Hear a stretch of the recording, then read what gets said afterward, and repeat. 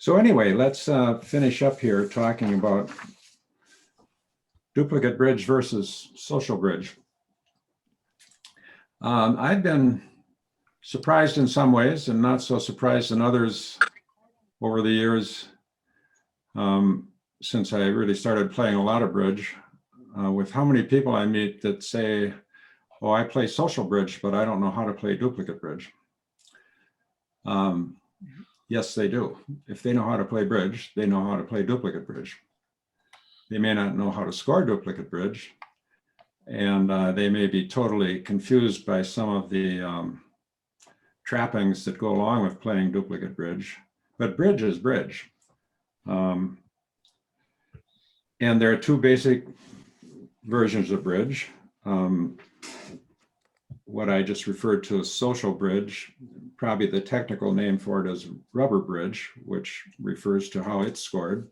And if you don't know how to score rubber bridge, that's kind of a mystery too. But there's rubber bridge, also called social bridge, also called party bridge.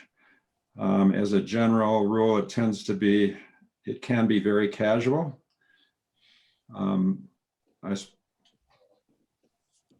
It doesn't have to be casual. It can also be competitive, but it can be very casual. And it certainly tends to be more casual than duplicate bridge, which tends to be more competitive. So there's social bridge, party bridge, rubber bridge, three different names for the same thing. And there's duplicate bridge.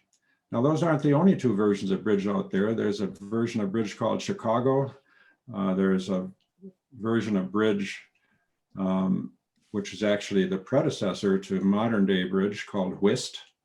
Those are both played a lot still. But duplicate bridge and social bridge are the two main versions. So why is it that people think duplicate bridge is a completely different game? Well, one is the scoring, and we went through the scoring last time, and it's a really different concept.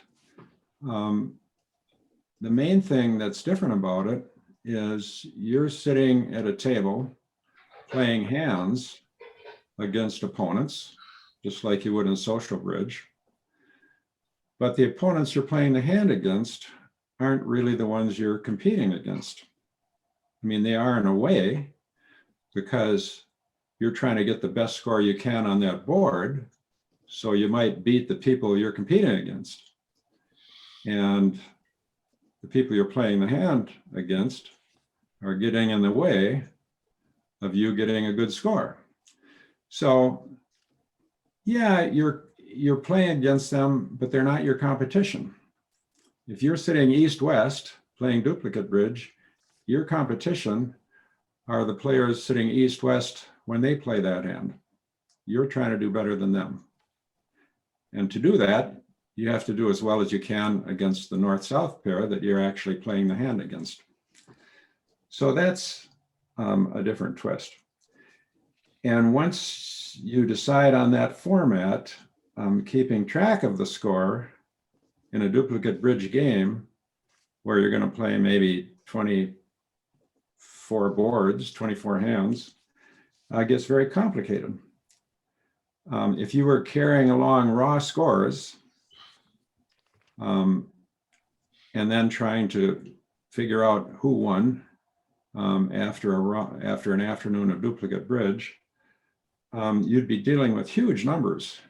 You know, you get 420 for one hand and make a slam on the other one, you get 980, and you know, you're dealing with lots of big numbers, lots of potential for making errors. Gets very frustrating. So the people that came up with duplicate bridge decided the first thing we're going to do to score duplicate bridge is we're going to convert the raw score that you get on a hand into a thing called match points. And basically, so you play a hand at table one, and then you're going to decide, did you beat the east-west people sitting at table two or not?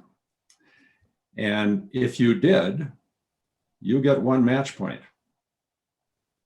You know, maybe you got 420 and they only got 400, but you don't deal with the number 420. your 420 was better than theirs, so you now have 1 match point for that hand that you carry forward with you. If you tied them, you both got 420, you get a half a match point, each of you. And if they beat you, you don't get any match points. Okay. So if there were just 2 tables and you played 4 hands of a duplicate bridge, the best score you could possibly have is 4 match points, right? Which would say that you sat east-west and you beat the east-west pair sitting at table 2 on every one of the 4 boards that you played. So you basically had a perfect day. You got all 4 match points. That's a much easier number to deal with than trying to deal with whole numbers. So that's the idea behind that. And then the match points are actually, you don't actually work with them either when you post scores. What you do is you convert the match points then into percent, and you work with the percent number. So if you had gotten 4 match points, and that was the maximum you could have gotten, your final score would be 100%, right? If you'd only gotten 2 match points when you could have gotten 4, your final score would be 50%. Why the change to percent? Well, most duplicate bridge games are not 2-table games. In fact, rarely are they 2-table games. The general rule is the more tables, the better in duplicate bridge. The more tables you have, the more fun. So you could get 20 tables of duplicate bridge, and you might play against only 6 other pairs in the course of doing that. And not all the boards will get played the same number of times. So as your duplicate bridge game grows in size, the scoring gets more and more complicated.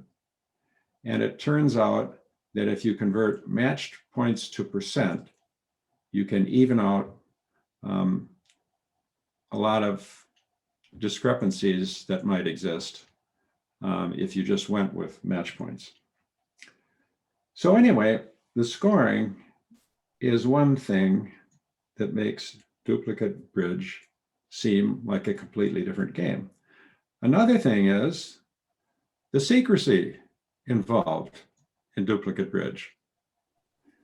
You know, if there are 2 tables sitting there and we're playing board 1 and the table next to us is playing board 2, they'd be at a big advantage, but they're going to get board 1 next. And they know that.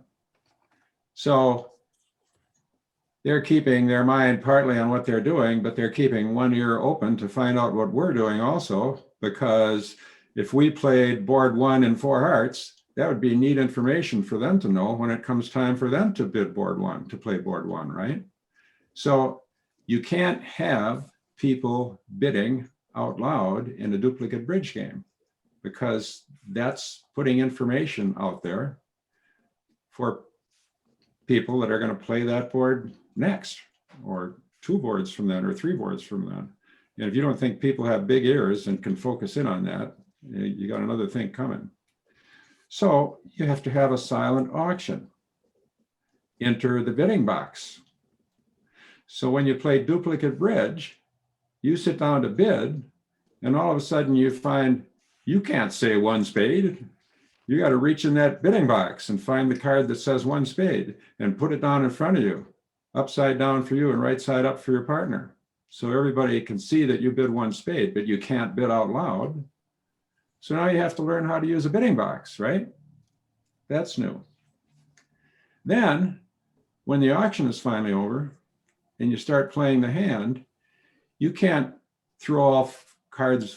You know, somebody leads hearts. You can't all throw a heart in the middle of the table and then the winner of the trick takes the trick and puts it down in front of them like you would in social bridge. Because if you count tricks that way, by the time you're done, that hand isn't going to exist anymore. You're going to have somebody redeal it so that the table next to you can play it next. So there has to be a way to play the hand so that you can pass, when the play of the hand is over, you can pass that same hand on intact to the next table, and the table after that, and the table after that. So now you have what we call boards, those little things about a couple of feet long with 4 slots in them. And when the hand is initially dealt out, it goes into the board. And what goes to each table is the board. So bang, down comes hand 1 on the table and a board. You're sitting north, you're sitting east, so you take the east hand out. You have to play the cards by putting them down in front of you, not in the middle of the table. And then when you decide, when everybody's got their cards sitting in front of them, you decide who won the trick, and everybody turns their card over, faced in the direction of the people that won the trick. So if east-west won the trick, it's in an east-west direction. If north-south won the trick, you put it down in a north-south direction. So when you get done playing that hand, you've got 13 cards sitting in front of you, your 13 cards. They're all upside down. And you count, if you can't remember how many tricks you won out of the 13, you just look at how many are faced in your direction. And that's how many you won. And the other side won the rest. Well, that's pretty weird, right? And then you pick your cards up and you put it back in the board. So that's, that's really strange. Another thing is you can't talk about the hand when it's over. You can't say, oh, wow, way to go, you made a slam. You can't say that. You can't talk about the hand in duplicate bridge. Because big ears at the other table, they're listening. And if they can get information about that board, they have an advantage when it's their time to play the board. So you can't talk about the hands. I found that very frustrating, really frustrating when I started playing duplicate bridge. I learned bridge in college. Some of that was competitive. It was social bridge. I never played duplicate bridge until I retired. It was all social bridge, some of which was very competitive because in college we played for money sometimes. And if you don't think social bridge can be competitive, think again about that. So I started in college. I played quite a bit in college. I didn't play much until I retired, quite a while later. I retired in the early 2000s and wanted to play bridge and thought, well, I'm going to go to Madison Bridge Club. Sounds like a great place to play bridge. And I walked in the door and guess what? Great, I can join this bridge game. This is duplicate bridge game. Get your bidding box. Huh? Get my bidding box? Yeah. Can I just say one spade? No. And then, when it comes time to take the trick, I can't pick up this. No, you got to put it down. I mean, it's all this different kind of stuff going on, right? And then I couldn't talk about the hands. I was getting the tar beat out of me then by all these players, and I wanted, I was eager to find out what had gone wrong and what I'd done wrong. I couldn't ask about the hands afterwards. They said, well, just remember it. And when the whole game's over, you can ask about your hand. Yeah, right. 3.5 hours later, when I'm done playing duplicate bridge, I can remember hand 1 and what it was I wanted to ask about it. I don't think so. Okay. So that was very frustrating, but I wanted to play bridge and that's the way it was. So I jumped in and it felt like a whole different game to me, but it was just bridge. It was bridge scored very differently. And I didn't have the slightest idea why I'd gotten the score I had. How did I do? Well, you got 37.5%. What? Of what? I didn't know what I was getting. It was a big mystery to me for a long time. But I ended up liking it way more than I like social bridge. I haven't played social bridge more than once or twice since I started playing duplicate bridge. What do I like about it? One major thing I like about it. You ever gone in to play social bridge and you played for a couple hours and you played maybe 20 hands and the highest point count you ever had was 6? You never had an opening hand the whole time and you're walking away thinking, well, that was a great afternoon. I should have gone to a movie, right? It's just not fun to get the tire beat out of you every hand after hand after hand, and there's nothing you can do about it because the opponents, it's like the 52-3 score at Rutgers last weekend. What fun was that for Rutgers, right? In duplicate bridge, I can walk in there, sit down east-west, have rotten hands all day long, and my partner and I can win because we're playing against the other east-west people that had the same rotten hands we do, and we're trying to play our hands better than them. So when I'm playing duplicate bridge, I pick up a hand that has 6 points or 2 points, and I'm still disappointed. I wish it was 22 points because that would be a lot more fun. But wait a minute, I can win this hand. Okay, my partner and I can win this hand if we do more with our 2 points, with our small number of points, than the other people we're competing against. So you're in the hunt every hand. There's always reason to try and get as many tricks as you can. And that's what I like about it, especially. Not being able to talk about the hands is still very frustrating. And then there's the competitive aspect of it.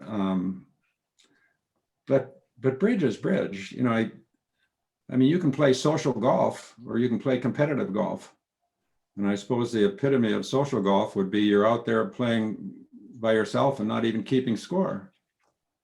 That's not really all that social because it's just you, right? But maybe you've got a foursome and nobody's keeping score. You're just playing and having fun.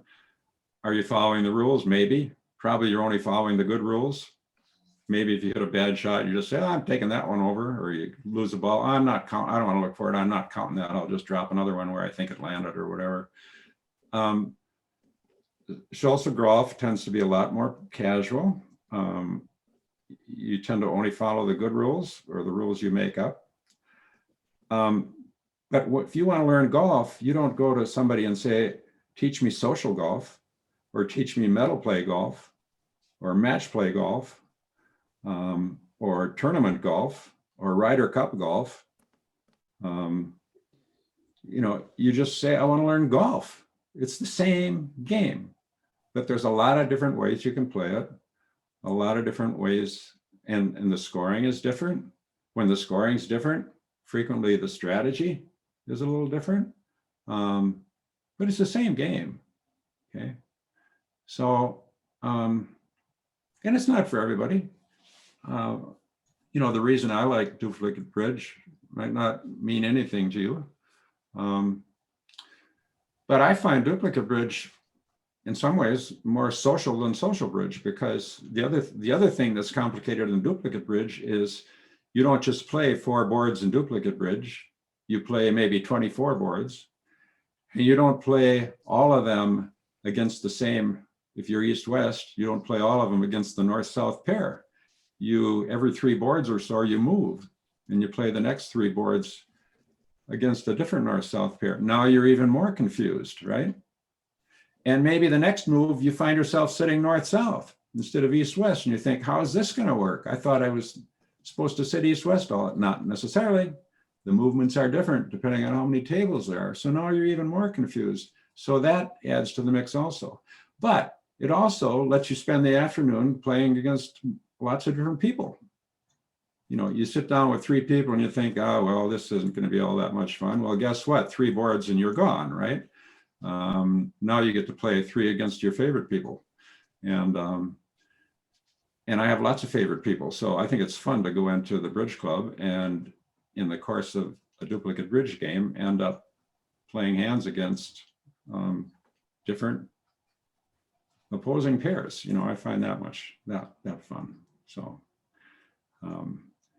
anyway, it's not a different game, but there are lots of things about it that make it feel like a different game. When I teach beginning bridge, I introduce my students to bidding boxes because they're good teaching tools. I have them, and they're great teaching tools. I introduce them to boards because I want to keep hands together so I can play them intact again the next day or whatever like that. So they learn, my beginning bridge students, if they walk into a duplicate bridge game for the first time, not all of these things are totally strange to them. I didn't use them because I was hoping they'd play duplicate bridge sometime. I used them because they were good teaching tools. But a lot of people that take beginning bridge, are like me. When I walked into my first duplicate bridge game, I'd never seen a bidding box. I'd never seen a board. I'd never kept track of tricks differently. I'd never moved from table to table. The first time you play, you feel like it's a completely different game, and you're making all kinds of mistakes with your bridge because your mind's so rattled with all the other stuff. So anyway, I'm working on an idea where maybe sometime when COVID clears a little bit, I'm going to try and offer somewhere a social duplicate bridge game where you just come in. I'm going to call it Duplicate for Dummies. It's going to be open only to inexperienced players. It's not going to be for Master Point Awards. It's just going to be a practice duplicate bridge game where we can discuss the hands afterwards and see if there's anybody that would just be curious enough to try that. And who knows, if they are, maybe they'll want to go on to the regular games. But if not, that'll be fun anyway. So that's coming down the pipe, I hope, but probably not till January or so. So anything else you want me to talk about here in particular? Or? Yeah, Vic, I have a question. You mentioned that when you first started duplicate bridge, you'd go in there and get hammered all the time. I think that was your term. What made you continue playing even though every time you went in there, you got hammered? Because I would determine, I've got a fairly good head on my shoulder and I love bridge. And I knew if I stuck at it with my partner who was starting just back where I was, we were both getting hammered, that one day we were going to be able to hammer a couple of them and that was going to be so sweet. And I wanted to stick it out and make it. That's why I did that. And guess what? The tables did turn and they turned big time eventually. So that was my, and I wanted to play bridge, and this was the only place I could play bridge, so that was part of it too. But a good percent score, when you get your duplicate bridge score, a good percent is 50%. If you get 50% of the total number of match points you could have won in a duplicate bridge game, you're doing really well. If it's an ACBL game for Master Point Awards, you might get a Master Point Award with that. More often than not, you would. But it's sort of the standard, like people shoot for a par game in golf. In duplicate bridge, you shoot for 50% games. When Jim O'Brien and I were first started playing, we were getting 18% games, 19% games. And we said, okay, next week we're going to come back and we're going to get better than 18%. And the next week we would check our score eagerly right afterwards and we got 22%. And I would say, Jim, 20%. And he'd say, yeah, and we'd high five. And people were looking at us like, these two are really strange. Do we really want to let them keep coming to our bridge club? So I didn't care if they beat me. So what? Who cares if somebody knows more about bridge than I do? Good for them. Doesn't mean I'm stupid. And I like bridge. So anyway. Well, I think that's part of the reason that a lot of new players don't come into an established bridge session, is because they're afraid that they're going to walk in, not know anybody, and get hammered right away. But I think what you're saying is you got to be persistent and hang in there no matter what. Well, yeah, and it's also good if you're in a place where there are enough people so they can offer games that are restricted and restricted to less experienced players. That helps a lot. But I mean, if you're a brand new player, even somebody with 10 master points is way more experienced than you are. But you don't get hammered as badly as, the games at the Bridge Club and Madison Bridge Club, small games, it's people with all different levels. Some of the people in those games have 15, 16,000 master points. Do you really expect to beat them? Why would you? Does that mean they're smarter than you? No. What does it mean? It means they've played bridge every day for the last 50 years. They should be better than you. Okay. If they don't beat you on a hand, something's wrong. Okay. So, but yeah, sure, that's part of it.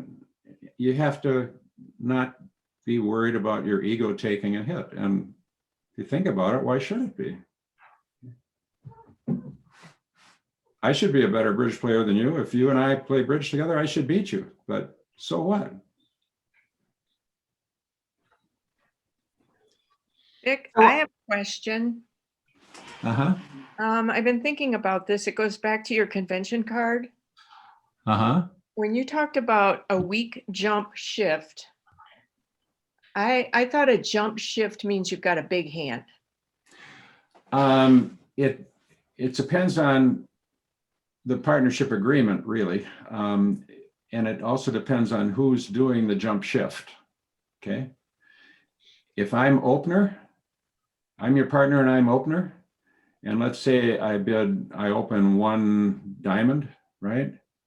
Now you respond one no trump.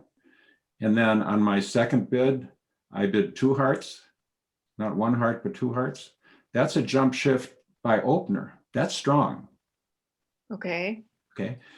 But if I'm opener, I open 1 diamond and you bid 2 hearts. Oh. That's a jump shift by responder, right? That's Okay. weak. Or it could be strong, but that's one I would encourage you to play as weak. Okay. I didn't get the difference. So it depends on which hat you have on. So yeah, jump shifts sometimes are strong. Some pairs agree that all jump shifts would agree that if I open 1 diamond and you bid 2 hearts, it would be a strong bid. You know, you can have that agreement. But a common agreement, more common agreement among modern players is that, you know, jump shifts are, unless they're made by opener, are weak. Okay, thank you. Because in modern bridge, the idea is the faster, the stronger the hand, the slower the bidding. If you got a really good hand, you don't want to use up bidding space because you need to be able to find out enough about each other's hands so you end up in the right contract. And if I just open 4 spades, how are you going to find out much about my hand? You know, you're sitting there with a good hand. You either have to pass or go to 6 spades. You know, you don't. I mean, we probably have an agreement as to what it means if I open 4 spades. But I mean, the idea is if you use up bidding space fast, I'm going to have a real weak hand if I do that. So it doesn't. And we have a partnership agreement that that's what I'm telling you. So I'm not worried about using up all that space with the hand I've got. But if I had a strong hand, I would never want to open 4 spades. I might only have 3 losers, but I'm not going to open 4 spades because that's where the auctions end. And I'm thinking we might have a slam if you have something, right? So the stronger the hand, the slower the bidding until you know, and then you go. You know, once you know partner's hand completely, now you can jump to wherever. Because they should be done bidding now. They shouldn't bid anymore unless once they've described their hand to you, unless you force them to. Okay, thank you. So you always have to think about what hat do I have on and what's the scenario. Yeah, good question.